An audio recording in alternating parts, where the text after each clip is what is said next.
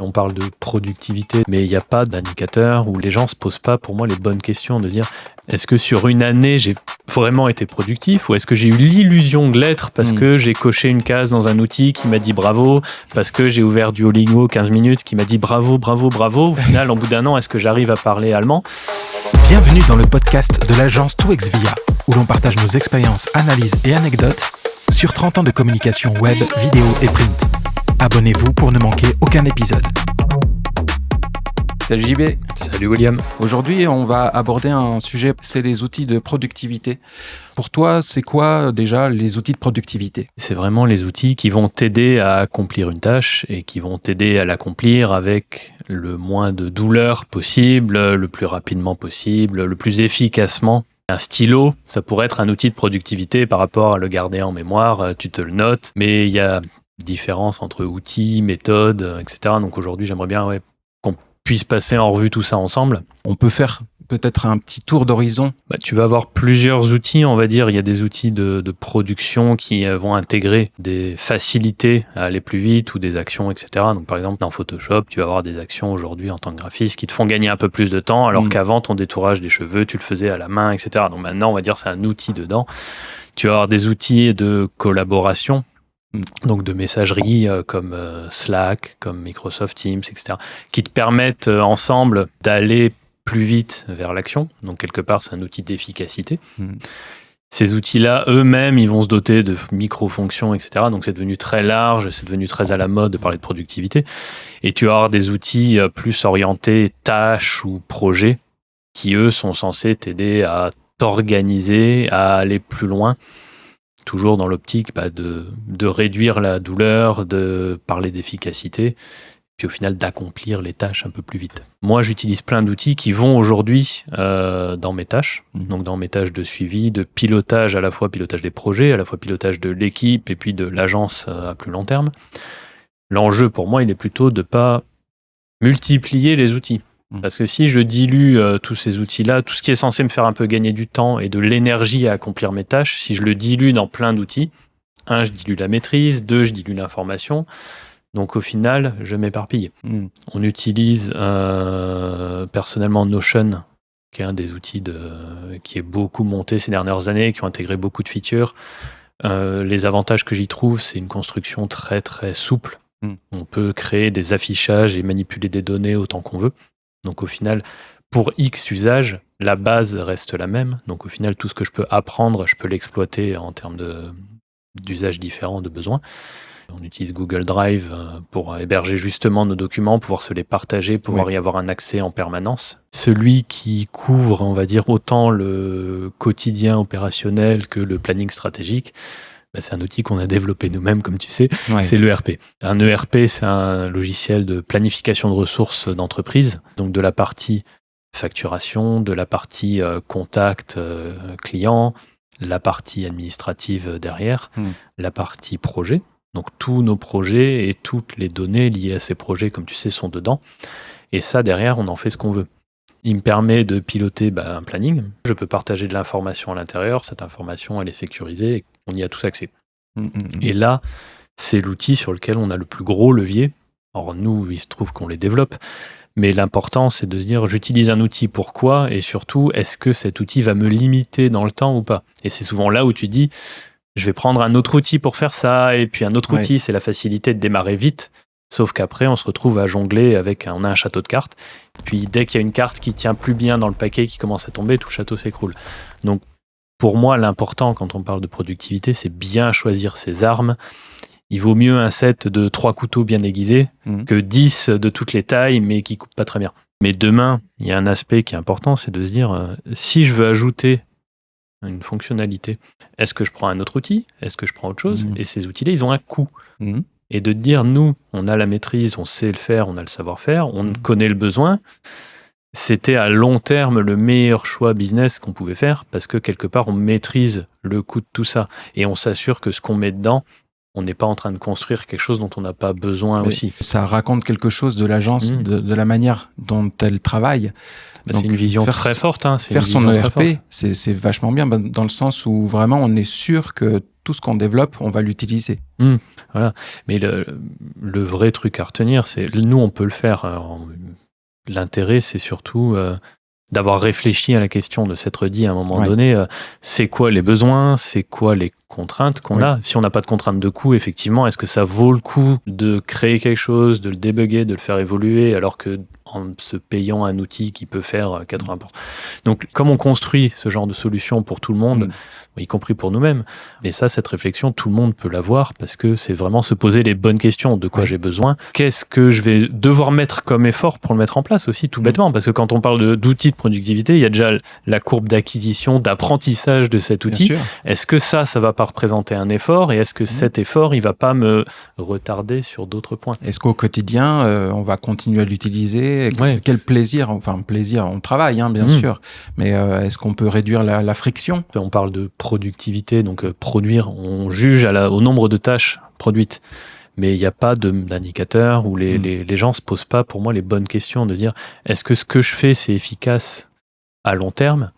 Est-ce que sur une année, j'ai vraiment été productif, ou est-ce que j'ai eu l'illusion de l'être parce que j'ai coché une case dans un outil qui m'a dit bravo, parce que j'ai ouvert Duolingo 15 minutes qui m'a dit bravo, bravo, bravo. Au final, au bout d'un an, est-ce que j'arrive à parler allemand?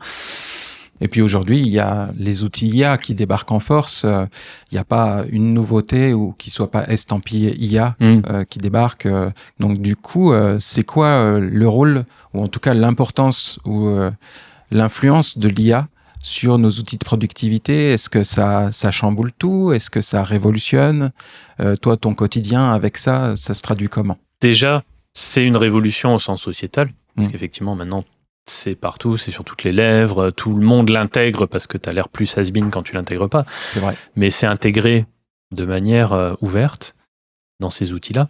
Et c'est pareil, c'est une feature de plus, un outil de plus dans un outil où s'il n'y a pas d'intention derrière, si on n'arrive pas à l'utiliser de manière durable, pour moi, mon avis, c'est que ça donne peu d'effet, c'est beaucoup plus vendeur. On va dire dans le métier de service tertiaire, je distingue que tu as deux types de tâches. Tu as les tâches, on va dire, run et les tâches build. Les run, c'est tout ce qui te fait ton quotidien, tout ce qui fait avancer, qui est obligatoire, mais qui n'est pas forcément à valeur ajoutée. Donc, tu es obligé de les faire. Ça peut être faire tes factures, ça peut être faire ton suivi comptable, ton suivi RH, c'est faire le point quotidien sur tes projets. Il n'y a pas de valeur ajoutée c'est que autrement listée, ça peut être automatisé. Et c'est là où l'IA a un premier potentiel. C'est-à-dire qu'une tâche répétitive, à un moment donné, il faut se poser la question, pourquoi je la fais? Pourquoi je la fais toujours pareil? Et est-ce que je ne peux pas m'en débarrasser, l'automatiser? Et après, tu as les tâches build, donc de construction, celles qui te permettent d'élever ton activité, qui te permettent de faire plus, qui t'apportent de la valeur ajoutée. Typiquement pour nous, ça va être un brief client, ça va être réfléchir à une nouvelle campagne, ça va être écrire un storyboard. Créer, en fait. Créer. Ce qu'on a fait là, pour ce podcast, typiquement, ça va être se dire, c'est quoi notre valeur ajoutée à nous, quel thème on va aborder, comment on va les aborder, qui on va inviter, comment on va traiter tout plein d'aspects. Ça, c'est des tâches créatrices de valeur. Celles-là, tu peux pas les déléguer à l'IA. Ou faussement.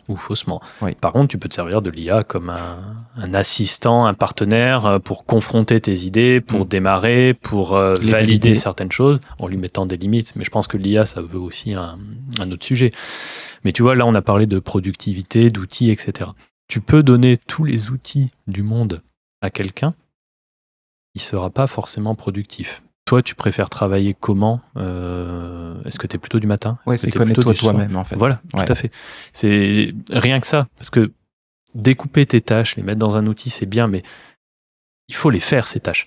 Tu vois, c'est un peu ça, c'est au-delà de l'outil, c'est dans quel système tu t'insères, et après, l'outil, il te vient fluidifier tout ça, et il remplit vraiment son rôle. Si on remettait tout à plat et qu'on se dit, essayons d'imaginer un outil de productivité, mais qui soit idéal. Est-ce que ce serait de l'IA x2, x3, ou pas d'IA, ou se responsabiliser, ou mieux se connaître, ou qu'est-ce qu'on attend de ces outils? Il ne faut pas se dire que ça travaille à notre place, mais du coup, comment ça nous accompagne au mieux? Par exemple, tu vois, dans les méthodes intéressantes, tu as le Pomodoro, tu as le time blocking, etc., donc ils te forcent à passer dedans. Mais t'as pas un outil idéal parce qu'au final, déjà, il faut que tu saches t'en servir avant de pouvoir en tirer le meilleur. Et ensuite, un outil qui fait tout pour toi, ce sera peut-être pas l'outil idéal pour quelqu'un d'autre. Oui. Donc dans tous les cas, je peux pas te dire il y a un outil idéal pour tout le monde. Il y en a qui sont plus complets que d'autres, c'est clair. Il y en a qui sont plus souples que d'autres, donc d'où mon utilisation de Notion par exemple. Il y en a qui sont faits maison et hyper personnalisés par rapport à tes besoins. Donc le RP aujourd'hui c'est un indispensable pour ToExvia. Mais je peux pas recommander d'outils vraiment. On te met Slack pour collaborer avec tes collègues quand tu n'avais rien, effectivement, tu as un gain immédiat. Une fois que ce gain, il est là, la marge de progression, elle est minime. Alors que les meilleurs outils qui te mettent dans un système, ils t'aident à gagner un peu de temps là-dessus. Une fois que tu as pris en main l'outil, c'est là où tu en tires le maximum. C'est-à-dire que moi, je sais que j'ai des tâches que je préfère faire entre 8h et 9h. Je sais en plus, tu vois, je pousse le vice, ces tâches, elles arrivent automatiquement dans ma liste de tâches. Donc je lui ai dit, tiens, tous les jours, je veux qu'il y ait ça qui arrive à 8h le matin. Et dedans, j'ai toute l'information nécessaire à accomplir cette tâche. Donc, l'outil, il n'est pas magique. Par contre, le fait que j'ai mis la tâche arriver au moment où je suis prêt à la faire, donc pas de notification inutile quand j'en fais pas, et que dans cette tâche, j'ai toutes les informations utiles pour l'accomplir, au final, c'est un des principes de se dire, tu notes l'info où tu vas l'utiliser.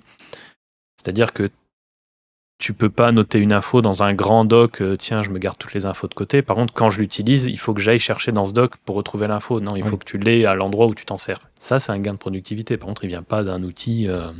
Le planning, chez nous, quand on planifie une tâche, si je te dis, tiens, dans 2 semaines, on a un rendez-vous client, donc je vais te mettre le rendez-vous dans ton agenda, mais je vais te mettre aussi le lien ou l'adresse du rendez-vous, je vais te mettre le lien vers le document du projet dans lequel tu as toutes les informations. Et en fait, c'est l'intention derrière qui fait que l'outil devient vraiment performant entre 2 users différents. Tu parles souvent de N8N à l'agence pour automatiser tes tâches. Qu'est-ce que N8N a transformé dans ton métier ?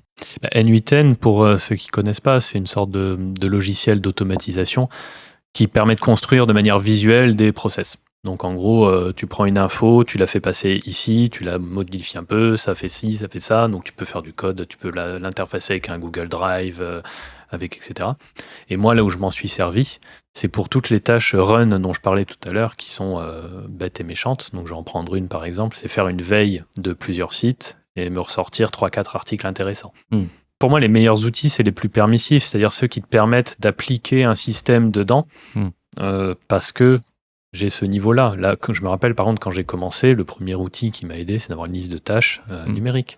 Oui, c'est ça. Rien que savoir ce que j'ai à faire quelque part, accessible en permanence, parce que pour moi, l'intérêt, qui suis un peu nomade, c'est de l'avoir sur ordinateur, peut-être sur téléphone, donc d'avoir accès partout, parce que l'idée où la tâche, elle peut arriver n'importe où. J'ai pas envie d'ouvrir mon ordinateur, et le gros avantage du numérique et de ces outils-là, c'est quelque part, ils sont disponibles un peu partout. Donc, tu peux faire ce genre de choses. Et ça a été un premier gain.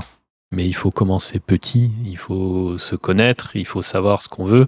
Et surtout, il ne faut pas avoir peur d'expérimenter. Enfin, il n'y aura pas un outil qui va changer la donne du jour au lendemain. Eh bien, écoute, JB, c'était le mot de la fin. Merci pour cet échange.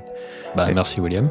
Et on se retrouve pour le prochain épisode du podcast de ToExvia. Salut. Salut, avec grand plaisir. On se retrouve prochainement pour parler d'autres sujets autour des métiers de la com. En attendant, n'hésitez pas à liker et à vous abonner pour ne manquer aucun de nos prochains épisodes. À très bientôt.